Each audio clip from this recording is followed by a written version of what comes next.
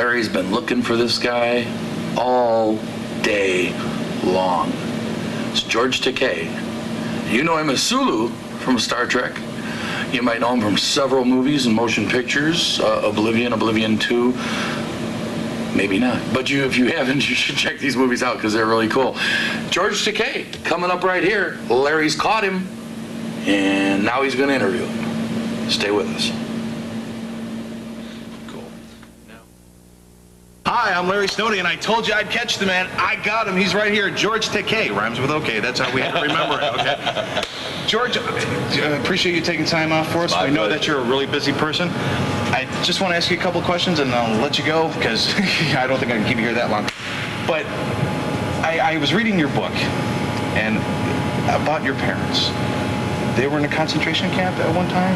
Well, it's called an internment camp. Mm-hmm. It's a rather dark chapter in American history.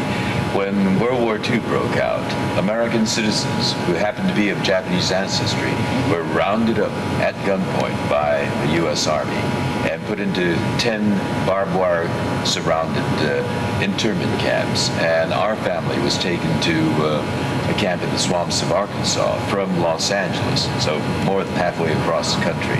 Now, what this is, I mean, here, you know, World War II was fought in the name of our Constitution, our Bill of Rights, our justice, and that went out the window with one group of American citizens of Japanese ancestry.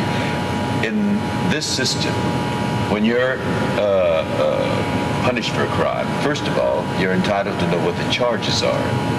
And then you're entitled to a trial to determine whether those charges are true or not. In this case, there was no due process, no charges, no trial, simply punishment. And punishment, obviously, because when you look around, all the other people there were all of Japanese ancestry. So we were being punished for being of Japanese ancestry. It was the most un-American activity that we engaged in during the Second World War. And it took almost 5 decades. In 1988, President Reagan finally signed the redress bill, which formally apologized for the internment of Japanese Americans and paid a token redress of $20,000. But in our family, the one that suffered the most was my father, and he had passed on already in '79, so it was much too late. Now, were you in the camp too? I was 4 years old this time. So this was not a really good childhood for you at all. Well, you know, ironically, and I must say that my real memories of the internment camp are fun memories. I was too young to really understand what that was all about. And everybody I knew lived like that. You know, the barbed wire fence surrounded my playmates as well. And my father and mother, my brother and sister were with us. Our family was intact.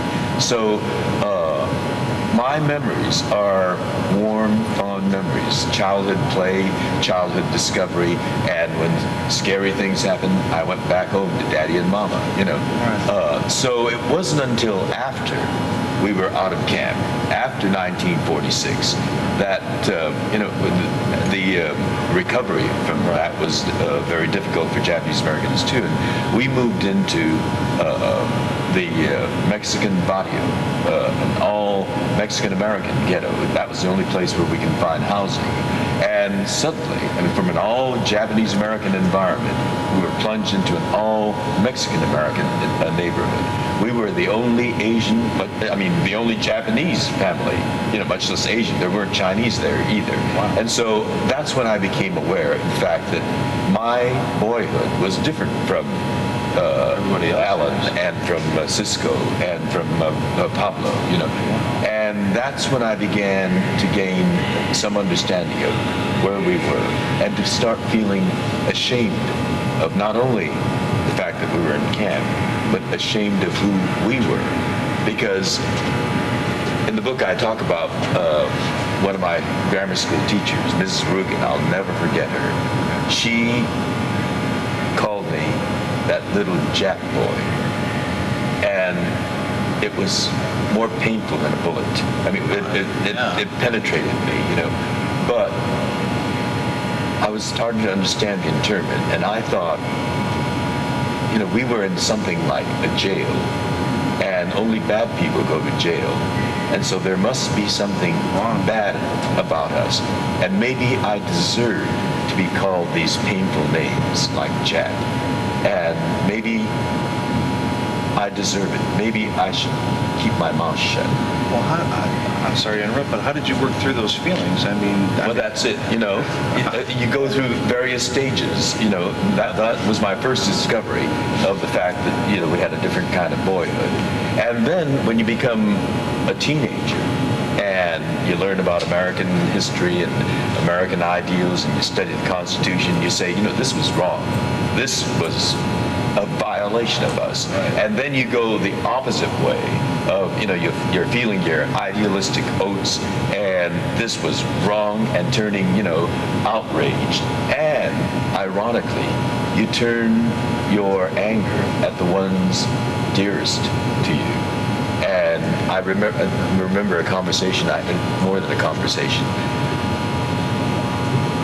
I can never forget that talk I had with my father, where in the heat of passion I accused him of taking us like sheep to slaughter into those barbed wire camps.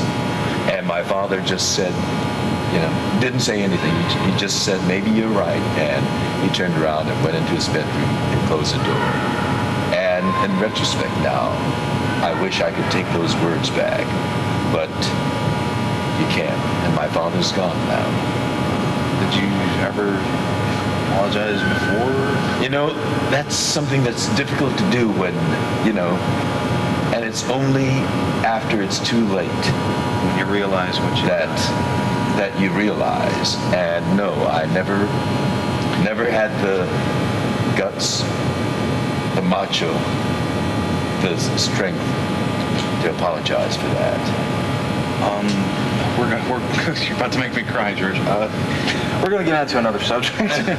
How did you break into acting? How did you get into acting here? I mean...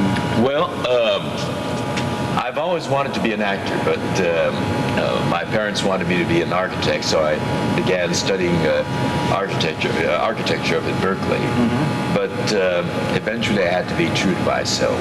And I transferred down to UCLA to study theater arts. And I was seen in a student production at UCLA by a casting director from Warner Brothers. And he plucked me out of that student production and plunked me into a major feature film starring Richard Burton, this legend of the British theater, and Robert Ryan. And so that was my first feature motion picture. Breaking into the movies was a piece of cake.